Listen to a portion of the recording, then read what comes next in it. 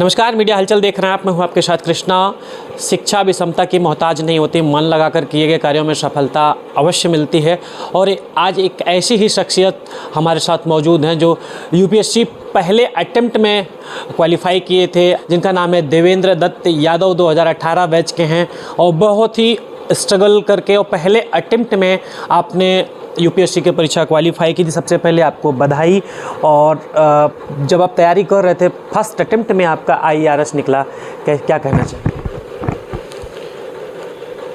First attempt में निकलना, उसके पहले कितनी असफलताएं हुई हैं और परीक्षाओं में, और निकला तो यूपीएससी ही निकला फर्स्ट अटेम्प्ट में, सबसे बड़ा एग्ज़ाम।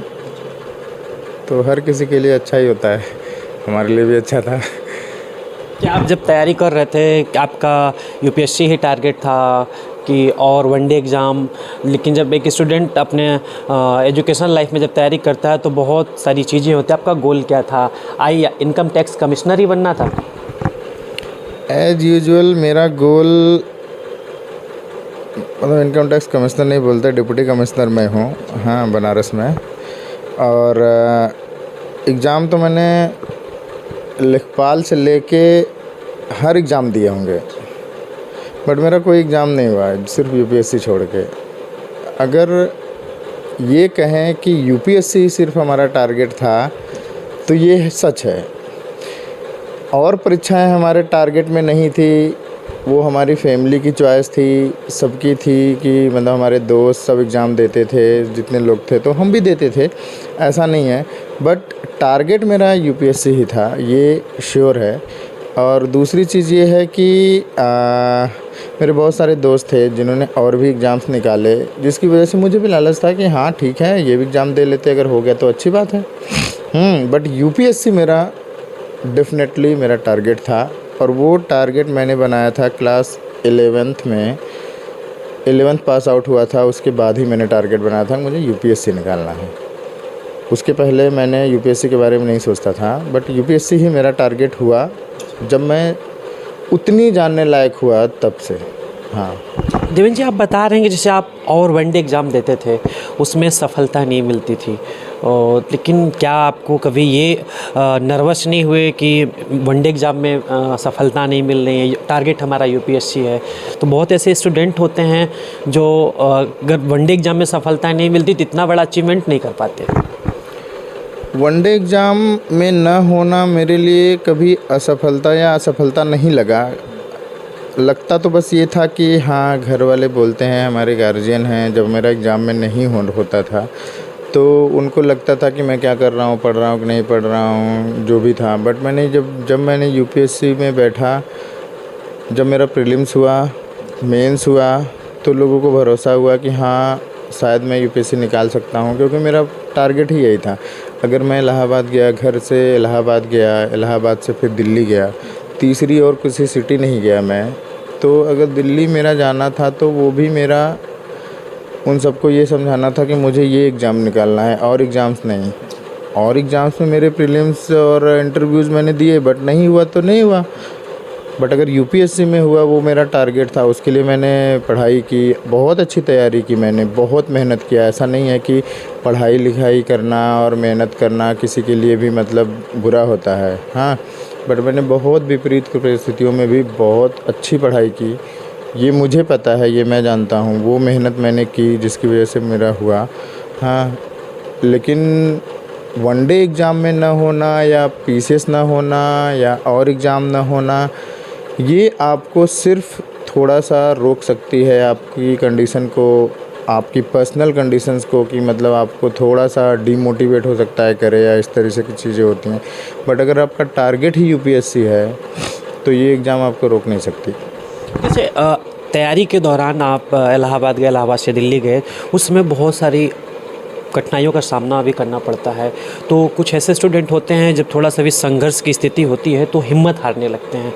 तो आप किन किन दौर से गुजरे, क्या क्या कठिनाइयों का सामना करना पड़ा और आप हिम्मत नहीं हारे?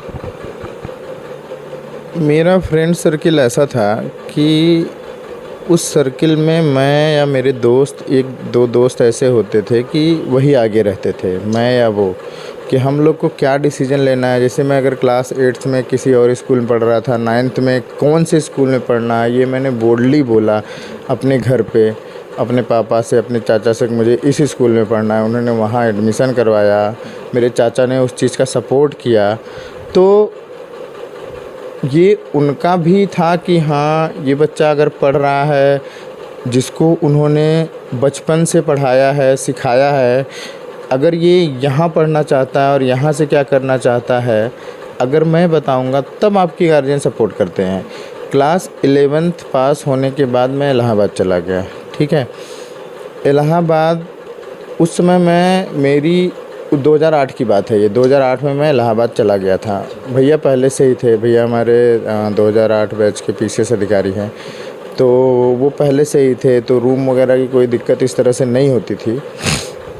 बट मैंने उन कंडीशंस में मैंने देखा है कि उन्होंने कैसे मेहनत की, वो मेहनत मैं देखता था उनका।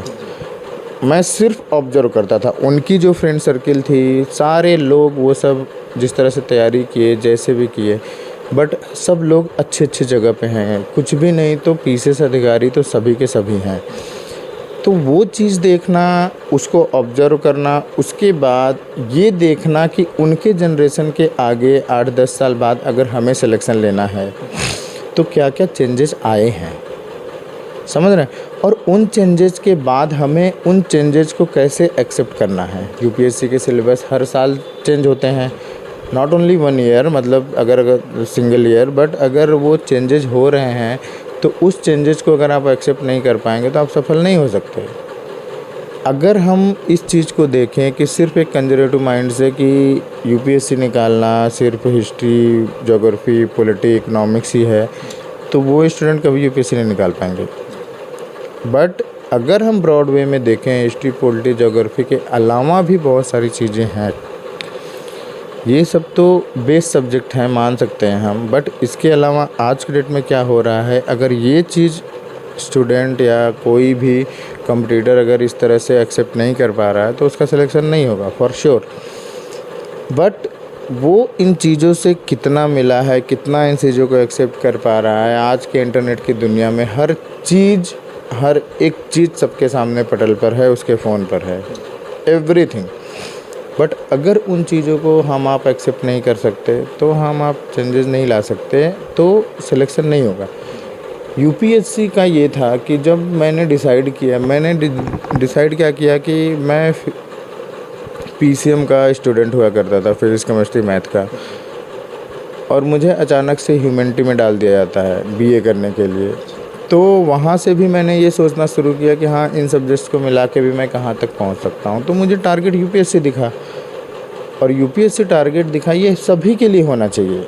अगर मेरे जैसा लड़का किसी गांव से हो के हर तरीके से अपनी समस्याओं को सॉल्व करते हुए, आगे बढ़ते हुए, और इस तरह से दिल्ली तक जाके उसने सिलेक्शन लिया, तो ये कोई नहीं कह सकता कि हम गरीब हैं तो हम पढ़ाई करें। पढ़ाई नहीं कर सकते।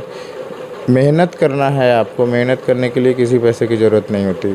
आप जहाँ हैं वहाँ से भी मेहनत कर सकते हैं। आपके लिए दिल्ली, मुंबई या दिल्ली या इलाहाबाद जाने की ज़रूरत नहीं है। मैंने ये चीज़ अपने एक दोस्त को बोला भी था, जो कि मेरा सबसे बेस्ट फ्रेंड था, कि पढ़ाई करने के लिए इलाहाबाद जैसी जगह भी ज़रूरत नहीं है। अगर तुम पढ़ना चाहते हो तो तुम्हारा घर पे भी पढ़ सकते हो, वो माहौल तुम बना सकते हो, समझ रहे हैं। और वो दोस्त मेरा आज के डेट में अच्छी जगह पे, मैं उसका नाम नहीं लूँगा, बट वो बहुत अच्छी जगह पे है। मेहनत करें, सब कुछ होगा।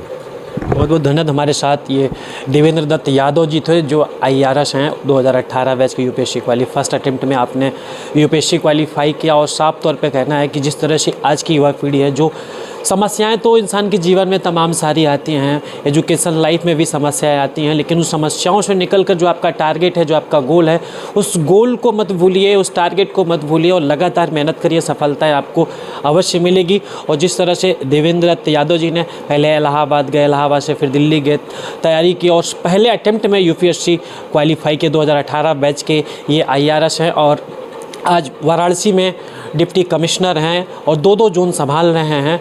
और जाहिर सी बात है, जिसके अंदर काबिलियत होती है उसी को वो जगह मिलती है। आज देवेंद्र जी ने वो चीज़ करके दिखाया है, आज इनको वो जिम्मेदारी दी गई है।